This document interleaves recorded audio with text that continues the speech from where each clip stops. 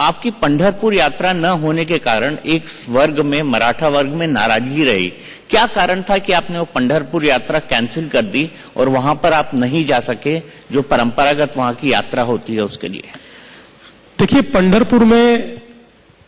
एक परंपरा है कि वहां पर 10-15 लाख लोग आते हैं और वहां पर मुख्यमंत्री जाकर पूजा करते हैं। 3 साल मैं भी गया, इस साल भी मैंने जाने का तय किया था, किंतु वहां पर कुछ प्रोटेस्ट हो रहे थे और विशेष रूप से जो प्रोटेस्टर्स थे, इन्होंने जिस प्रकार से वहां पर व्यवस्थाएं की थी, मुझे तो Z+ सिक्योरिटी है, मुझे तो हेलीकॉप्टर से पंढरपुर उतरना है, मेरी गाड़ी में बैठना है जो बुलेट प्रूफ है और मंदिर में जाकर पूजा करना है, पर 15 लाख लोग आसपास है और जिस प्रकार से वहां पर उनमें डर पैदा किया जा रहा था या जिस प्रकार से योजनाएं तैयार की जा रही थी कि वहां पर उनमें डर पैदा किया जाए, तो हमारे ध्यान में आया और पुलिस ने जिस प्रकार का रिपोर्ट तैयार किया उसमें ध्यान में आया कि एक प्रकार से स्टैम्पीड हो सकता है इतने सारे लोगों के रहते, और इसलिए मैंने ये कहा कि मैं प्रेस्टीज इशू इसको नहीं करना चाहता। देखिए, मैं अकेला तो कभी भी चला जाऊं, मुझे कोई हाथ ही नहीं लगा सकता, लेकिन वहां पर अगर इस प्रकार की गड़बड़ियां हो और ये 15 लाख लोग एक दूसरे के ऊपर चले जाए, वहां पर स्टैम्पीड हो जाए, तो इसके कारण एक बहुत ही भयानक ऐसी परिस्थिति तैयार हो सकती है। इसलिए मैंने घोषित किया कि मैं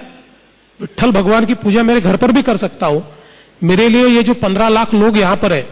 ये महत्व के है, और इसलिए मैंने नहीं जाने का तय किया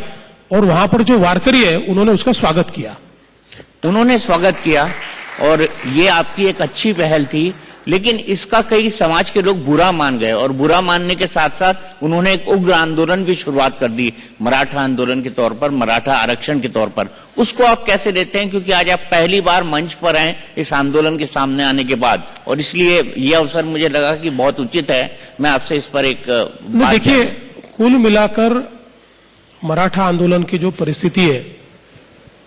मराठा समाज का रिजर्वेशन के लिए आंदोलन जो है ये पिछले 30 सालों से चल रहा है और कई सरकारें आई, कई सरकारें गई,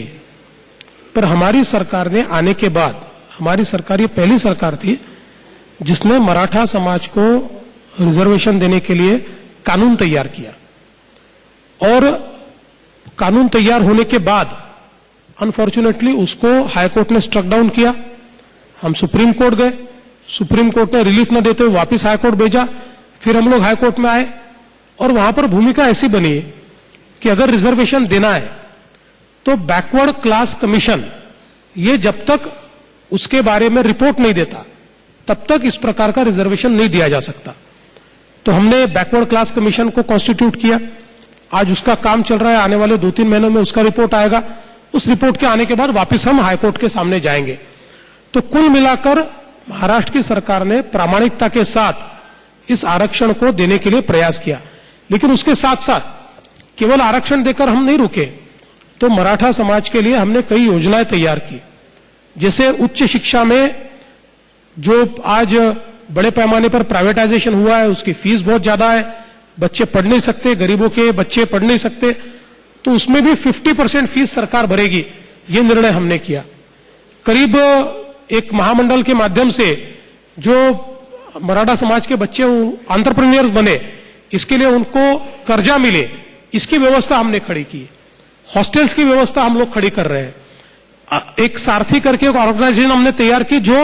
मराठा समाज के अलग अलग प्रकार के जो बिंदु है, इन बिंदुओं के ऊपर अभ्यास करके और समाज को किस प्रकार से आगे ले जा सके, इसकी शुरुआत हम लोगों ने की। तो ऐसे कई चीजें हम लोगों ने मराठा समाज के लिए की।